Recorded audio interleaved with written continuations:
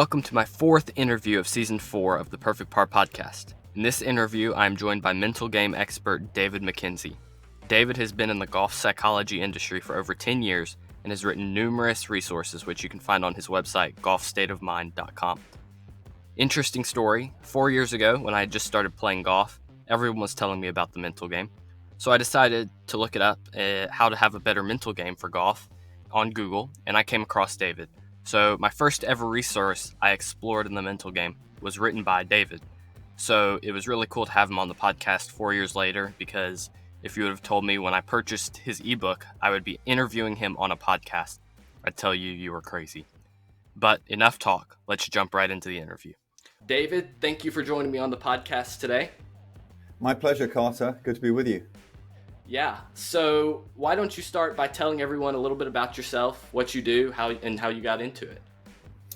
Yes, so my name is David MacKenzie. I am a mental coach for golf. So I've been working exclusively with golfers for over 10 years now. And I got into this through being a player and for going through the challenges that a lot of my current students have been going through, where they know they can perform well, but struggle to do it when it counts. So I worked heavily on the technical side of the game, became a low single-figure golfer. But then when I was playing competitively, it became a different story, and there was a whole new set of challenges, i.e. mental challenges. And at the time, this is sort of 15, 20 years ago, there was very little out there on the mental game of golf. And there was that belief that, your mental game is what it is, and you can't work on it. It's not a skill. It doesn't, and a lot of people just didn't buy into how much that affected performance. And so I had to do a lot of research myself, and so it wasn't just necessarily golf related. I think that the mental game is the mental game, whatever you're doing. So it was human performance in general, and through that research and through my passion for wanting to improve my own golf game and develop myself personally, I took a new career path. It was slow progression at first, but snowballed into what I do now full time, and I feel extremely fortunate to be doing what I'm doing, to be able to combine, a passion for the sport and a passion for helping players become the best they can be. Yeah. You mentioned that 15, 20 years ago, the mental game in golf, there wasn't as much talk around it, and it was kind of static. You couldn't really change it. What do you think sparked the change to how we got to where we are now, where the mental game of golf is talked about all the time, especially in competitive circles? Yeah, that is a really good question. As I said, it was so dry, 15 years ago. And then, just being in this space, I've just seen it be more and more and more talked about, on commentary, on the TV. And I think just generally people are just more comfortable talking about their mental game, and that it's okay to be a bit more vulnerable. In that, I need to work on my mental game isn't necessarily something that is a weakness. It's like, we all share these challenges. We're all, no one's perfect. No one's got it all figured out. And then I think that a lot of, research has been done in this space as well over that time as well, with neuroscience and what we've learned about the brain and neuroplasticity, and that we can develop skill and find ways to become, more productive and happier, more successful, within ourselves. I think those things combined have made it something that people feel that they now want to invest their time in, and it's worthwhile doing. Yeah.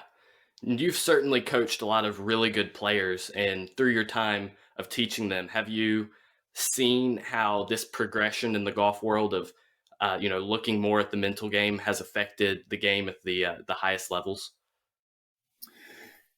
Yes, I guess like everything, the best are becoming even better. The fields are just so much deeper. And I think that the whole sort of holistic package is certainly contributing to that. Obviously, we've got the fitness side of it, the strength and conditioning side of it, and you compare players, and no discredit to any of those players. They're obviously, the greats were great, whatever generation. But 30 years ago, let's say in the sort of late 80s, early 90s, the fitness obviously wasn't taken as seriously. Nutrition wasn't taken as seriously. The mental side wasn't taken as seriously. Nobody was probably training their mental game.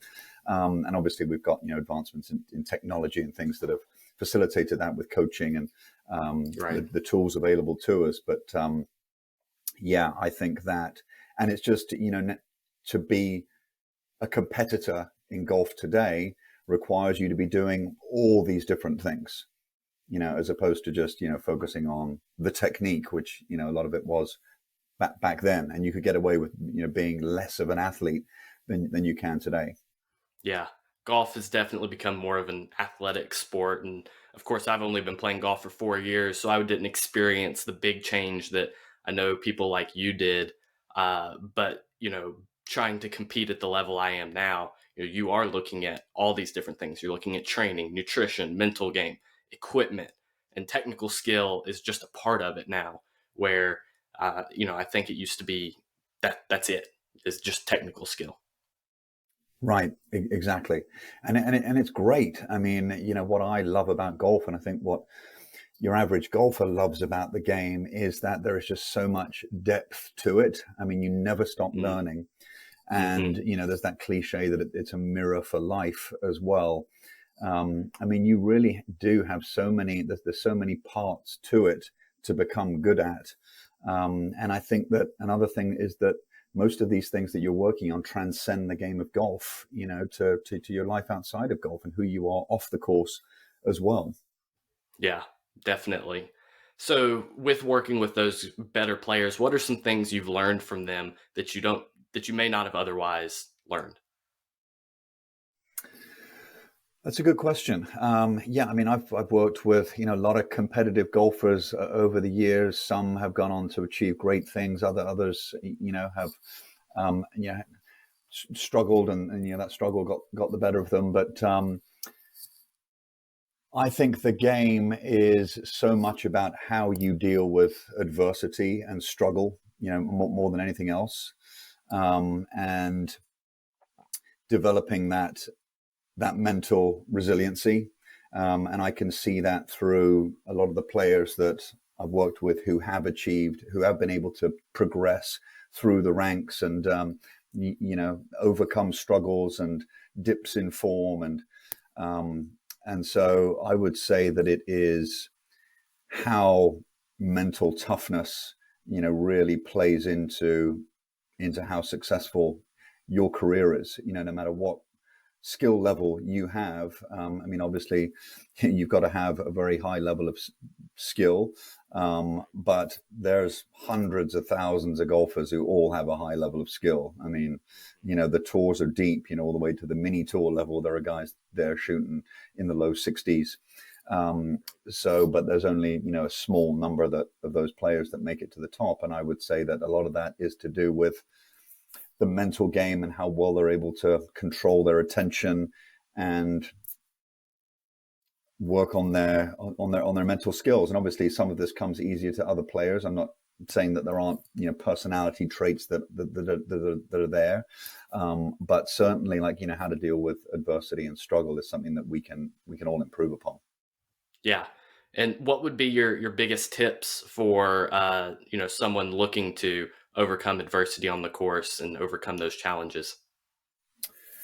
Yes, I mean, obviously we've got process and that gets talked about a lot. But for me, control of attention is just so important. I mean, the mind is so hard to be able to keep still, and the mind is always looking out for that potential danger, that potential threat that lies ahead. And so the mind, for that reason, produces a lot more negative thoughts, or it brings to our attention a lot more of those negative thoughts than it does our positive thoughts. And so apparently two-thirds of our thoughts are what would be considered negative in any day. And so if we don't have that awareness and we're not able to notice that's when that adversity can get the better of us, because if you're focusing on what can go wrong, then obviously that's just going to change how you feel. It's going to change that tension in your body. You're not able to think as clearly. You're not able to focus on what the positive intention for that shot is, or that situation is. You're more focused on how to prevent what could go wrong.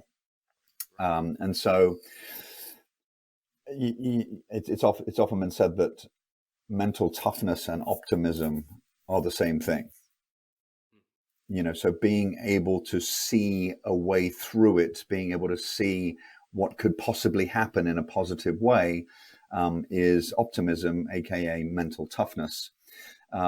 But developing awareness, I would say, is probably the most important mental skill for golf, for anything that we do, because most of us don't know where our attention is at any moment in time, and plenty of time passes before you realize where it is, and then you have to bring it back to the task.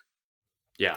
And if during that time you've been doing nothing but going down a sort of negative thinking pattern, then it is going to change how you feel, and then how well you're able to respond to the challenges that you get faced with.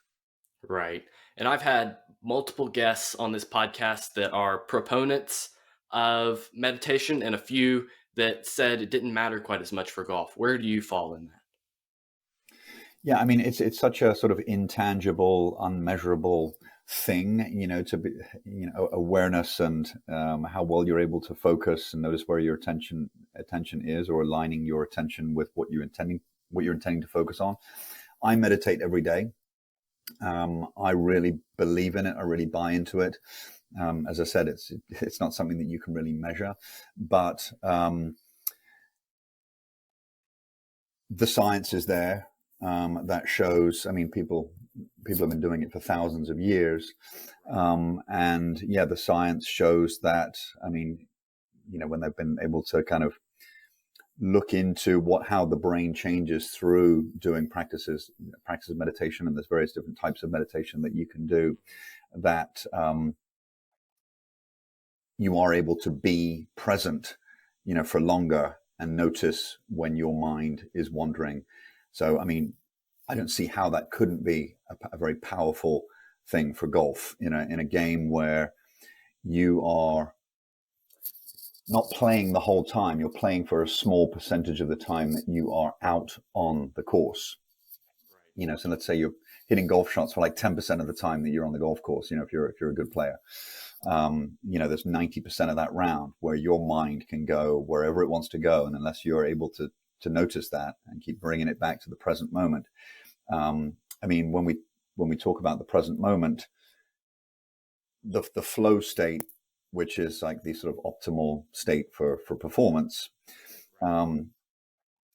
that's when you are completely present to what you're doing. There's no judgment, there's no commentary, there's no thinking about what might happen, what happened on the last hole.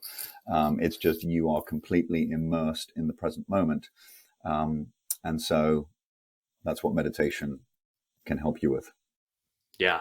And do you have any certain ways of learning to meditate, or apps that you recommend for people looking to get into it?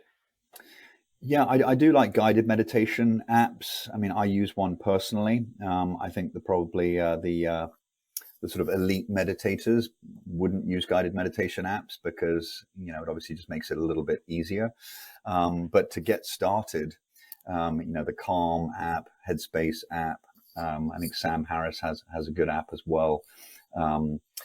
And just, starting off small, starting off with like 3 minutes per day, and trying to do that for 3 days a week. And then just, adding to that in terms of time and the number of days that you do it, until you can get up to that sort of 10-minute mark each day. And people say that they don't have time to meditate. And I get that. If I don't do it first thing in the morning, as soon as I wake up, it often won't happen. But the idea of meditation is that because you are so much more aware of your attention in any day, you are actually getting that time back, but by a multiple. Yeah. Yeah. I haven't looked at it like you're that. wasting less time during the day. Right. Yeah. That's a smart way of looking at it. So I want to go back to a point you made talking about negative thoughts. And most of my audience are junior golfers or collegiate golfers. And I think something that many of them struggle with, I know I've struggled with in the past and continue to do so, is thinking about what others will think. We've all been 9 holes in, shooting a score we're not happy with. And the thought starts to come into our mind of, what will others think? And how does that negatively impact your golf game, and how do you recommend pushing past that or working past that question? Yeah, that's a great question. I think it's a common fear for all of us. But yeah, I do see a lot of it in junior players, and obviously more so, throughout the years that there's been so much transparency around, people's results. Back when I was playing competitively 20 years ago, there was barely websites up showing the scores, but now everyone's able to see, who's doing what, and all the scoreboards out there and things like that. But as I said, it's a sort of an innate part of being human. It's that tribal instinct that we all have, about wanting to remain a part of the tribe and not get excluded from the tribe, because that would have meant, a threat to your survival, in sort of ancient times.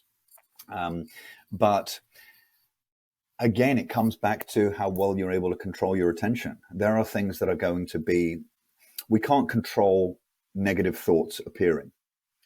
Negative thoughts will always pop up into your head, and you can't control what thoughts pop up into your head. And that's why, you are not your thoughts, but you can control which thoughts you're able to give attention to. And again, that's where that awareness training comes in. And I'm not saying that that's something that many juniors are going to get very excited about meditating. Yeah. But and that's a challenge in itself. That's not to say that they couldn't do that. I work with 12-year-olds who are doing small amounts of meditation daily, but just being able to recognize which thoughts are helpful to you and which thoughts are unhelpful to you, and have ways to be able to let them go and bring yourself back to the present. You need some kind of anchor with the present moment, and that's what you could also consider your process to be as well. So when you do notice yourself thinking about what so and so might be thinking about how you're playing, or what score you might shoot at the end, and how that might look to your parents, your future college coaches or your peers, then that's the time to be able just to bring yourself back to the present. So going from negative mind to no mind, and once you're in that sort of no mind space, then you got a better chance of moving into the positive mind. But to get to no mind is, could be done by paying attention to the ground beneath your feet, or the wind, the temperature, the trees. You only have to start focusing on negative thoughts for a short period of time for them to become bigger, and then change how you feel. And then it's just harder to come back. So, your body language is another one. But just getting into your environment through your senses is a good way to get into no mind. Yeah. And I have a few listeners that listen to the podcast regularly that are either top 1% in the country, or have gone from kind of middle of the ranks towards the top. And they have all told me that they feel an increased pressure, about what others will think, because they've gotten better, not just on the golf course, but also off the golf course. They just constantly are carrying that burden. Do you have any tips for them? Yes. Again, noticing how much attention that you're giving these things that are just not helpful to creating an optimal performance state when you go out. So there's relaxation techniques as well, breathing, being able to find a balance, in the game as well. I've worked with, tour players, towards the end of their career, and, asking them what they would have done differently. One of those things is just having more of a balance, not necessarily making it every day about golf. And if I'm not practicing, I'm losing ground to these other players, but just finding other things, in life to be able to create that balance. So you get that time away from the game, where you're doing things that are just completely unrelated to the sport. So awareness, relaxation, your self-talk, what you're telling yourself, before these rounds. If you're telling yourself, I've got to go out there and play well. If I'm not able to play well, I'm going to lose my ranking. Certain college coaches are not going to notice, or want me. So it's very, very important to make sure that the dialogue that you're having with yourself is conducive to taking pressure away. Communicating with your team as well, so parents, your coaches, just, making sure that, the message around what that player is all about is not having to go out there and play well all the time and get those results, because that is that's a sure way to add too much pressure and for performance to suffer. Yeah. And so it's like having a philosophy, a sort of performance philosophy, rather than, the goal being to go out there and shoot a low score every time. Right. And I had a podcast, I guess it was almost a year ago now, where I had a friend join me on the podcast who had the complete different Myers-Briggs personality type. All 4 letters were completely different from mine, to discuss, how he views golf on and off the golf course, and how that, what its differences are. And I found that he asks that question, what will others think, a whole lot more than I do. How do you think personality type influences how you should work on your own mental game? I think that's a great question. And as I alluded to earlier, we do have personality traits. And so it's not like there's one way to get better at your mental game. It's got to be a player-centric approach, but every person's got to understand themselves, what brings out the best in them, and that's why experimentation, education, trying new things, reflection is so important for you to be able to find out what it is that makes you tick. What it is that you can do better in certain situations. And so, I would say whatever personality type that you are, that understanding yourself and going through that sort of self-discovery, which is actually the first module of my training program, on my book, Golf State of Mind. That's what the title is, self-discovery. It's like, let's take a look at where you are now, what you do well, what you think you don't do well. And, that not a lot of players, really want to do that, to really sort of take a good sort of deep look within. But I think that should be an ongoing process, an ongoing like journaling, being a way to kind of, take a look at deeper inside yourself each day. Yeah. And that brings up, with the journaling, I've had multiple people recommend that. Is that the best way you would recommend to kind of, measure your mental game? Because your mental game it's hard to measure. It's not like hitting greens in regulation or shooting a score. How do you recommend tracking your improvement with your mental game? Another great question. So I have a mental scorecard, which a lot of the players I work with use, which you can sort of track your mental game during a round. And I'll talk a bit more about that in a second. I've also got like a process worksheet, which would be some goals for sort of each of the phases of the round. But what sort of goes on top of all of that is what I call player identity. So like you being the best you can be, that's got to be the goal for every round, right? You don't know what game you're going to have that day, whether you have your A game, your B game, your C game, what game is going to show up. But you have control over who you are, which version of yourself that you bring to the round. And so I like players to go through that process of describing their best performing self. And this has nothing to do with who they are when they shoot 65 compared to who they are when they shoot 75. This is about like, who do you want to be? What are the values and characteristics that you want to uphold in every round?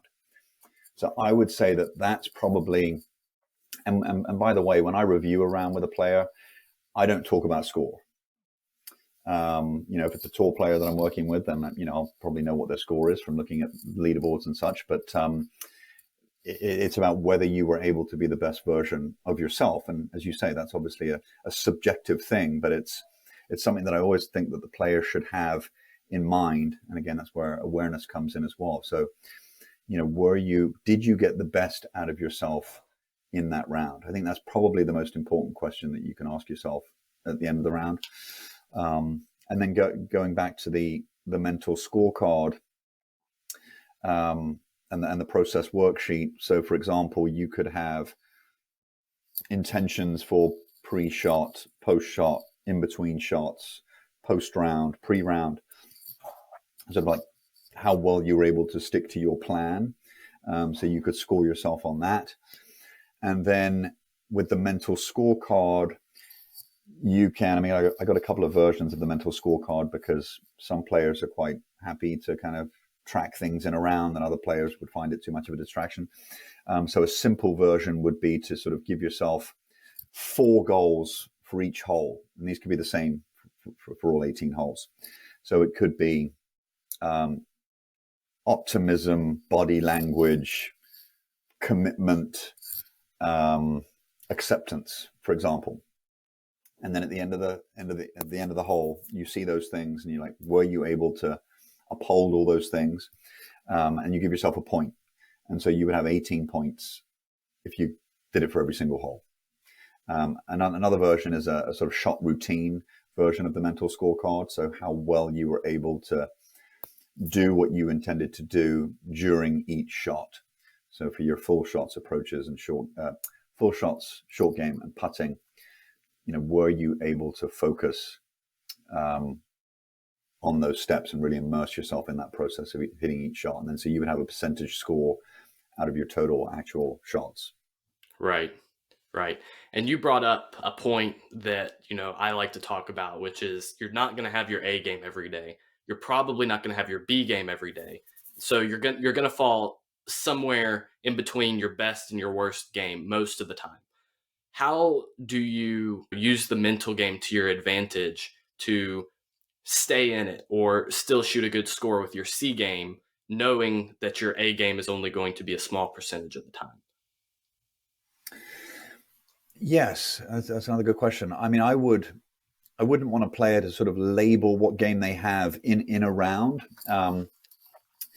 Sure, if you are noticing that there's a increase in your shot dispersion in a round, right, that there's more misses appearing, then you might want to figure out a more conservative strategy and hit into wider target areas to be able to just get it round, limit the damage, so to speak. right. Because tomorrow could be a completely new day. But that's not to say that you couldn't then find your B or your C game, your B or your A game as you go. Yeah. So I think it becomes, I think core strategy.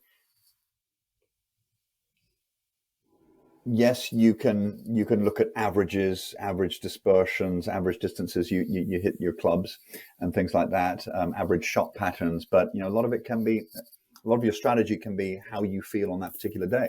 Some days you just feel very confident on taking on a little bit more risk. Other days, the game isn't quite there, and you have to kind of scale it back and choose shots that have a much lower risk.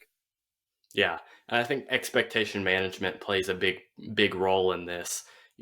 I've had Scott Fawcett on my podcast, and one of the things he talked about is, he took a top 20 PGA Tour player, put him on a range with a TrackMan, so flat surface, 7-iron, same shot over and over, and their shot pattern was 35 yards wide and 25 yards deep, and they're top 20 in the world. So I think expectation management is a big deal there. Yeah, absolutely. And so I think, yeah, that the player knowing their game and that it is a game of averages, as you say there. I mean, most players are sort of clubbing to their best shots.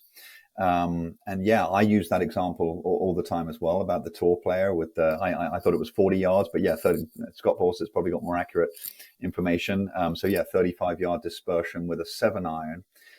And if you want to feel at least 70% sure that you're going to be able to put it in a certain range, then yeah, it makes sense that you move that 40-yard wide spread into an area where you're going to avoid a big number.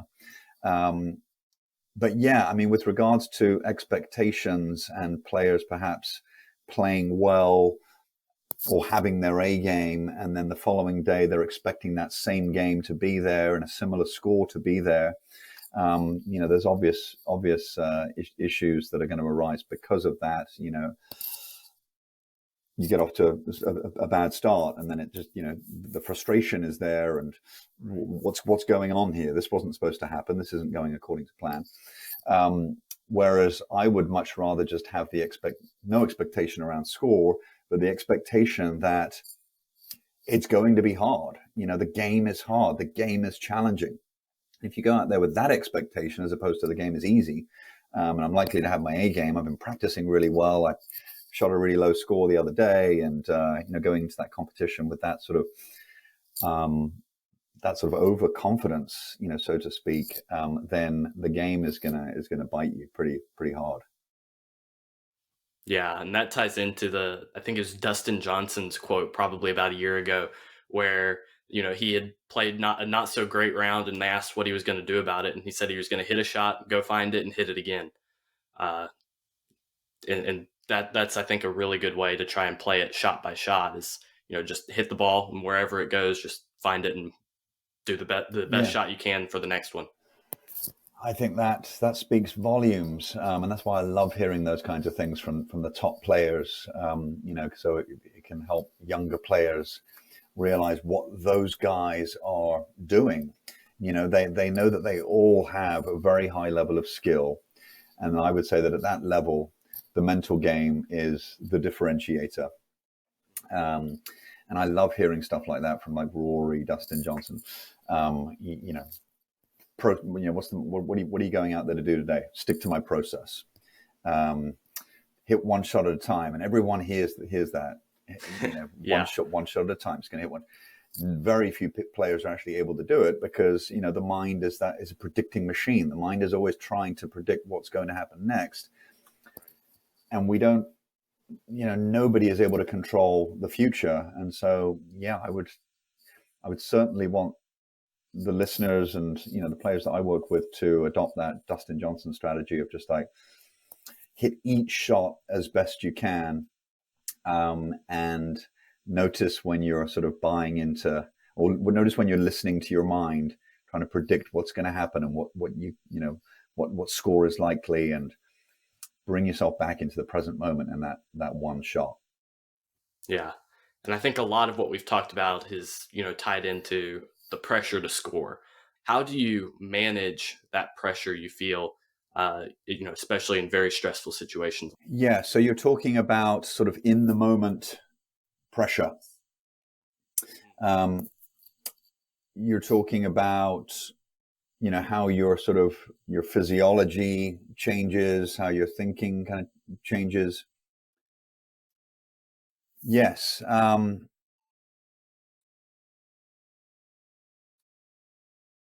mean, with regards to physiology, I mean, breathing, is a good one. Breathing is a really good anchor right there. I think embracing that feeling as well. So a lot of research around flow states and the zone, has shown that, stress, a certain level of stress is required for you to get into that flow state. So your optimal performance state is likelier to occur when you are feeling that increased heart rate, and the what we perceive as nerves. So if we can kind of perceive it in that way, and that being out of your comfort zone is a sign of growth. I remember, who was it who said it? It was Gary. Who won the U.S. Open? Gary Gary Woodland. Yes, he said. I think it was it at Pebble. I think so. Yeah, he said after that he had the lead in the final round, and he said that he chose to just embrace exactly how he felt. He felt nervous. He felt pressure. He's leading the U.S. Open final round, Pebble Beach. Doesn't get much more pressure than that. And so he embraced that feeling of being uncomfortable. And if you know that that is what it's going to feel like when you are approaching one of those milestones, your goals are in reach, that you are going to feel uncomfortable, you're accepting of that. And when you can accept that, it's much easier to be present. So it's not wrong to feel pressure. It's not like it's a sign that anything is wrong, that you're feeling nervous. It's about being present to that feeling and accepting it.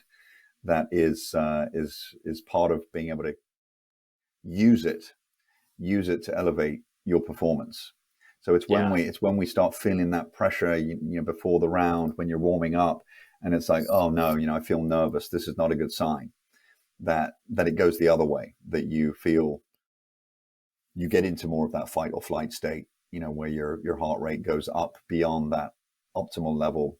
Another good example of that was, I don't know whether they still do it, but there was the Whoop Live on the PGA Tour. Yes. Which I thought was really interesting. So a few players who were obviously partnered with Whoop allowed their heart rates to be shown on the TV. And I remember Rory I think it was at the Wells Fargo, where he was coming down the stretch in the lead or on the last hole. And his heart rate was like up near, it was between 130 and 140 beats per minute, as he was playing that last hole. He won the tournament. But that just goes to show that you can play with nerves. If you accept it as being part of that journey to better. Is there any way you can practice or prepare for that besides putting yourself in those situations? Yeah, I think that, you're not going to get there's no substitute for the real thing and being there. And that's why, you want to try to get into those positions as much as you can, where you feel those nerves, and, sure, you might fail. You might fail 90% of the time. 10% of the time you're going to succeed.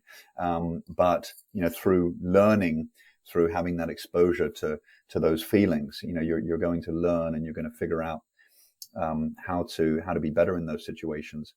But the best ways that I can advise are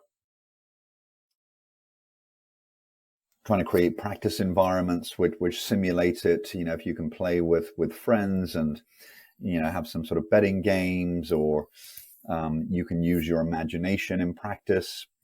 So the imagination can be quite a powerful practice tool. If you really kind of take yourself to situations vividly, like imagine how you're going to feel coming down the stretch in a big tournament, or teeing off, in an upcoming tournament, one of your AJGAs or other tournament, and just kind of imagine it vividly, and you'll start to feel how you'll feel the nerves.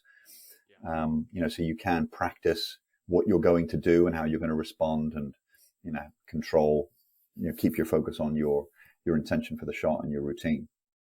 That brings up another good point about practice. And how would you recommend implementing the mental game into your practice, and also using it to make your practice more effective?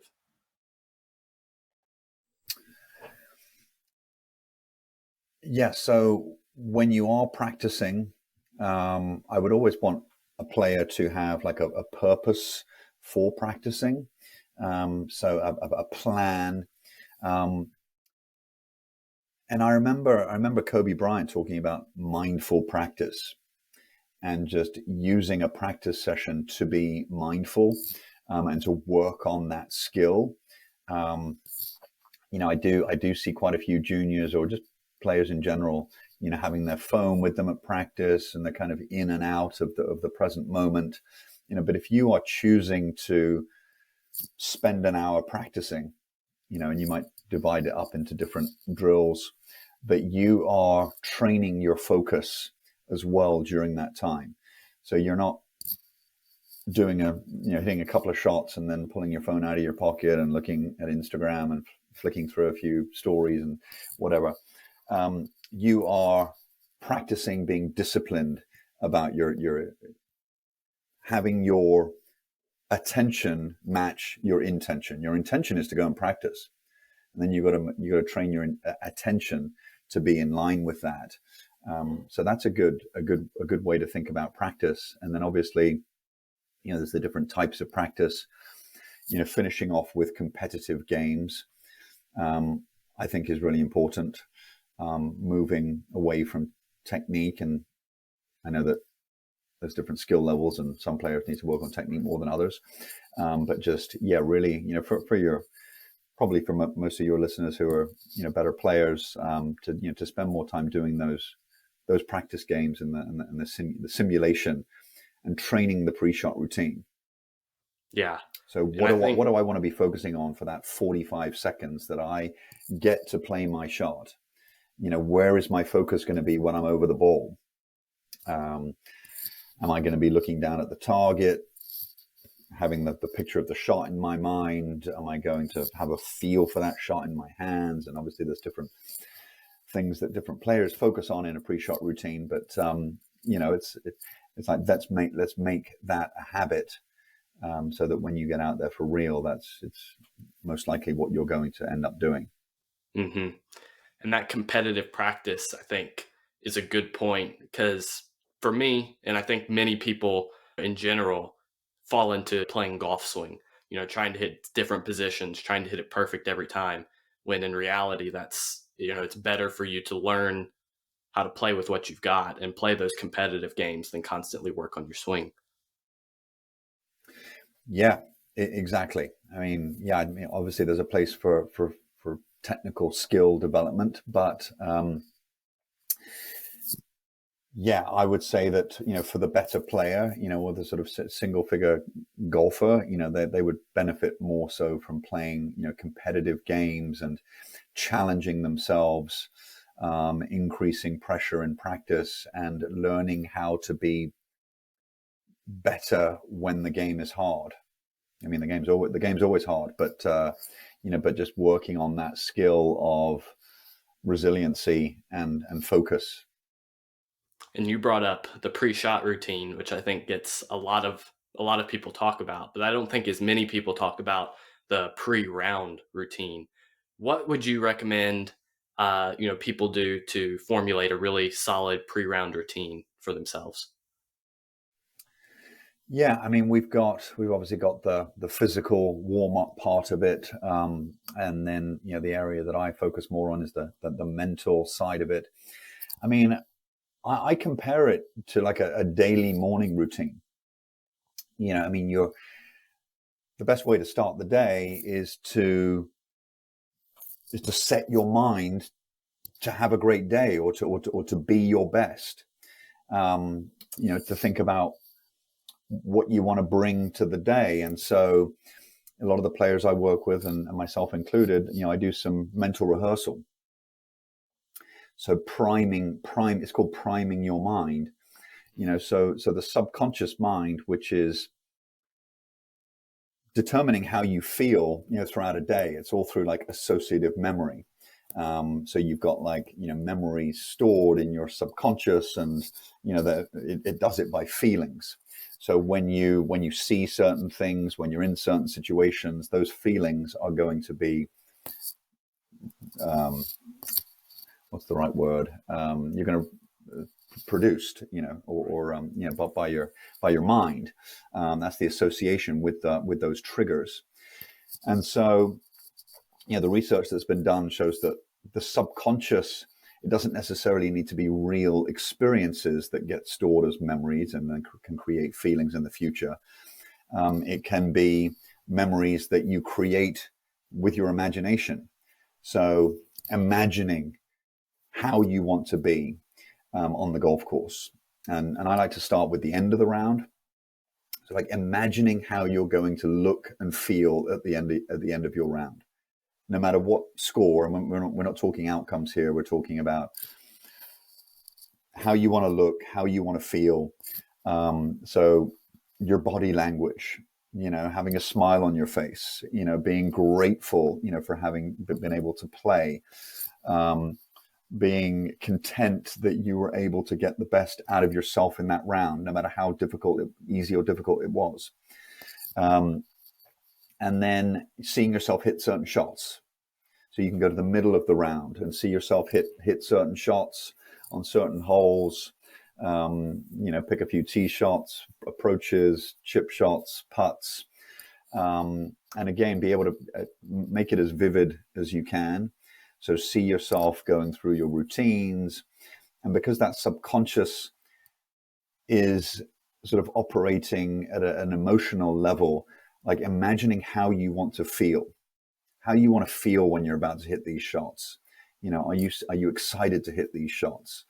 Are you confident? As you walk in, do you look confident with your body language? Imagine the tempo, the acceptance, after the shot as well. And then I would go to the beginning of the round and that first tee, and again, do the same thing with seeing yourself on the first tee and making it as vivid as possible. Imagine perhaps the people you're going to be playing with, the spectators that might be there, the golf course, the hole, really create that, but then associate a feeling of confidence and success and focus and discipline, to those moments. But I would precede that with some meditation, to quiet the mind. And also, if you've got every player will have, whether they actually use it or not is another story, but a personal highlight reel. So thinking about some of your most successful moments in golf, and how you felt in those moments. Take yourself back there, see yourself hitting the shots, imagine that confidence, and that that can be a good source of confidence going forward, and just a good start to a day. And then I would go through the plan, the strategy, go through the yardage book, or your where you've so going through your strategy for each hole, what might change the strategy, just so you feel prepared for anything out there. Yeah. And you brought up, the personal highlight reel and envisioning shots. And I think a lot of people, especially who have played competitive golf, we've all had those putts, those 8-foot, 12-foot putts to win or make the cut or do something big that we've missed. And that can be, a big negative. But how can you work on the psychology specifically with your putting? Because putting is how the ball gets in the hole. How can you use the mental game to benefit your putting and work past those, small misses that you wish you had back? Right. Yeah, I remember a nice quote from Jack Nicklaus. I forget which tournament it was, but he was in a press conference afterwards, and a journalist brought up about a missed short putt, and he said that he didn't miss it. And the guy was like, no, you did. That putt that you missed. He said, no, I didn't. He said that he never missed a putt in his mind. So he was obviously very good at, again, sort of like priming his subconscious. He only remembered the good putts, the good moments in the round. That's not to say that he didn't work on the things that he could get better at. But the brain has what's called a negative bias. As I sort of talked about earlier, it's more it's more important for us to think about what could be a danger to us in the future than what could be good for us in the future, right? So the brain stores these memories, these negative memories, more deeply than it does the positive ones. So that's why it's really important to reverse that as much as you can. So having like a process, a way of reviewing your rounds, which highlights all the positives. And it's amazing how I will ask a player, about their round, and I'll say, what went well? And they'll say, not much. And then they'll start to get into everything that went wrong. And then as I start to dig deeper into it, turns out that they hit so many good shots. There were so many good moments. There were, some bounce back moments. There were, some great up and downs or whatever it might be, but they are there. They're in there. I mean, it could be just, you were able to play a beautiful golf course in beautiful weather. But just doing a good job of being able to reverse that brain's negative bias as much as you can, so you don't then dwell, or store those missed putts more deeply. And then that, going back to the subconscious side of it as well, like when you are on the green about to putt, how you feel is a product of that, of how you've been choosing to store these memories. Jack Nicklaus was obviously very confident over every putt because he primes his mind to believe. I mean, he didn't even remember the missed putt, so every putt that he has in his memory is one that goes in. Right. And you can imagine what that does to the freedom that you have, the clarity of the intention for the putt in front of you, because you're not thinking about what if I miss this putt, or the last putt that you missed. It's all about how is this ball going to go in the hole. Mm-hmm. And then, you brought up a good point, sort of highlighting putting and the mental game. I mean, I would say that putting is probably the area of the game that is most influenced by the mind, in that you don't necessarily have to have good technique to be a really good putter. If you're able to use your imagination and be able to quiet your mind and create that sort of movie of the putt. And I'm not saying that every player has to create the movie of the putt, because some players just see every putter straight, but imagining the ball going in, the speed it's going to have, where on the hole it's going to go in, and it's just like your athletic mind can just connect with that and make that happen. You think of like a young kid putting. They're not worried about whether they make it or miss it. They're just putting to the hole. Right.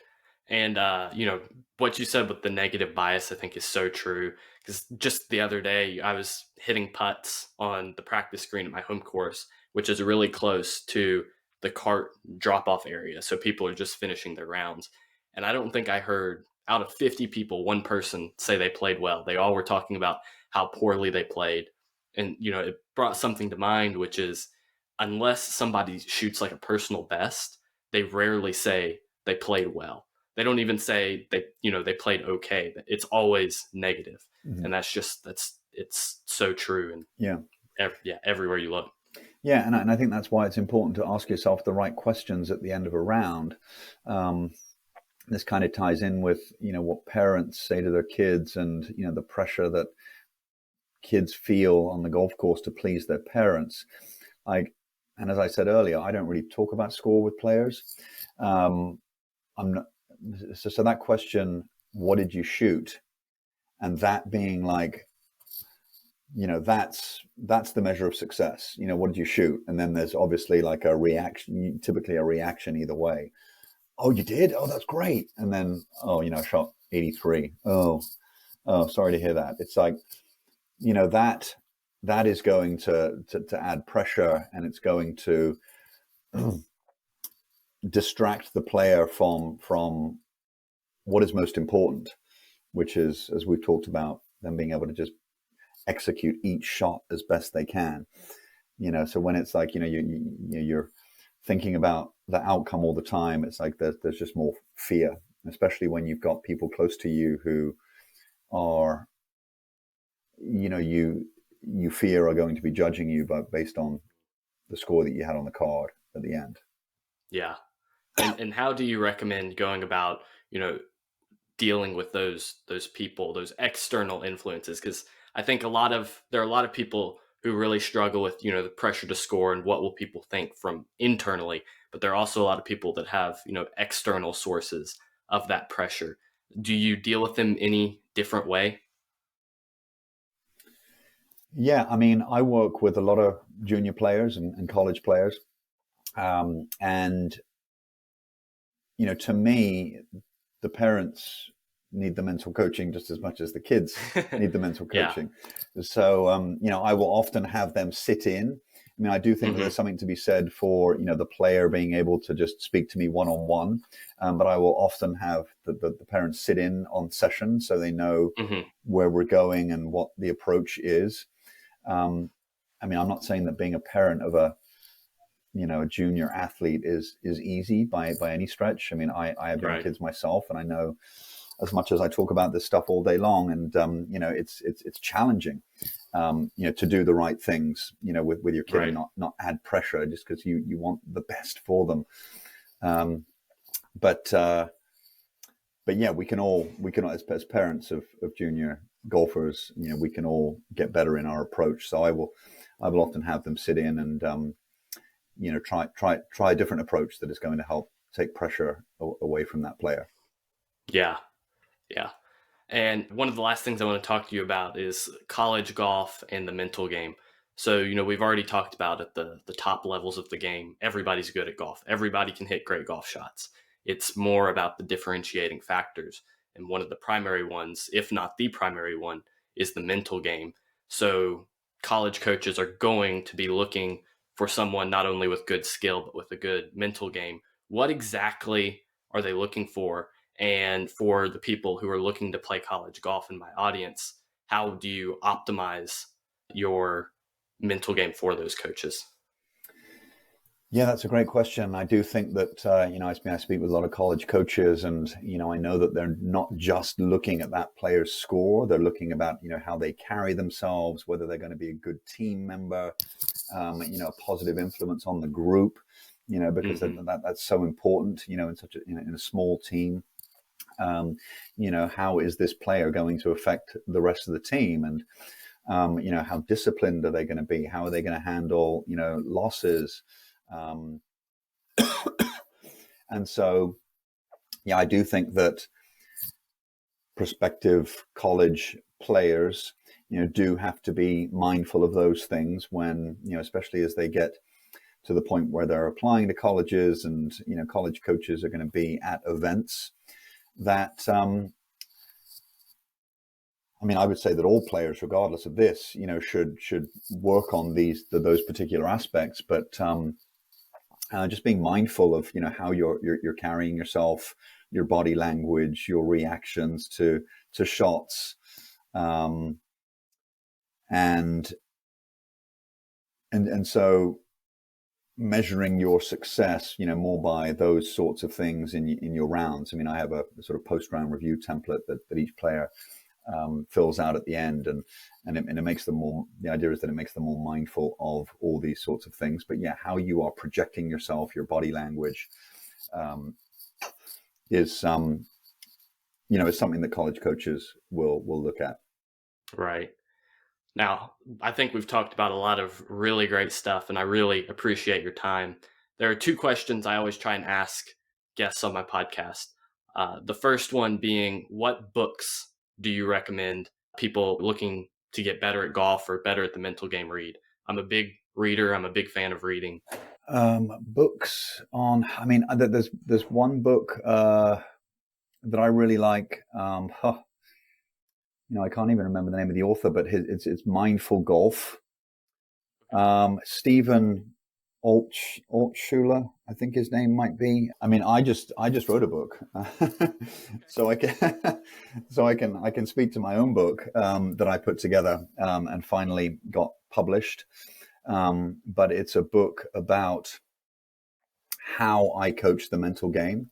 Okay. So it's like the 7 pillars of the mental game. So starting with Hmm. with what I said, the self discovery, the process and an awareness of attention, the importance of the shot routine, how to manage fear,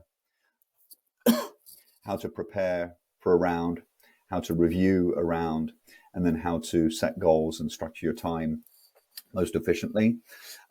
So the reason that I have been, the reason that I have only just recently published a book, but I've been coaching the mental game for 10 years, for over 10 years, is that the approach is obviously being refined all the time, and I'm just waiting for the right time where and that's not to say that I'm not going to continue learning, and my philosophies might change in the upcoming years, but I really felt like I have my process to a point that I wanted to share it with the masses.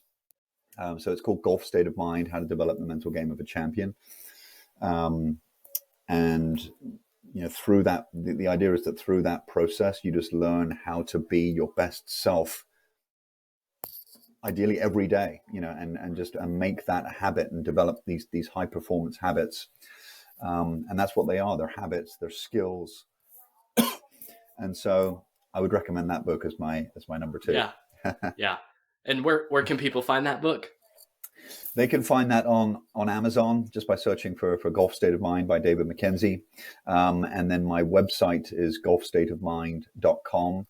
And so I have the book available on Amazon. And if you want to do like a training program, which is, with audios and worksheets, it's sort of in a more sort of membership format platform, you can get that there on the website. Perfect. And I'll link that in the show notes as well. And then the other question I try and ask everybody is, if you had to give one piece of advice to golfers trying to get better, what would that one piece of advice be? I would say have a plan. So for each round, have a plan, and make that your goal for each round is to execute that plan. And that plan is not going to assume that everything is going to go great, that, there are going to be challenges and you're going to be faced with adversity in each round, and have a plan for that as well.